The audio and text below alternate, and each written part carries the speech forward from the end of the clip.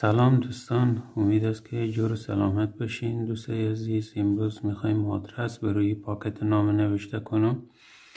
خب اینجا فرستنده میشه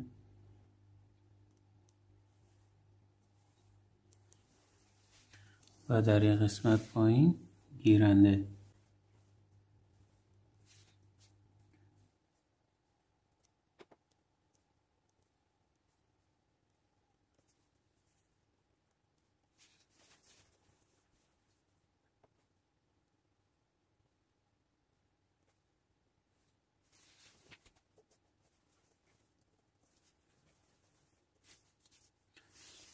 بله دوستان، این هم فرستنده و در این قسمت گیرنده.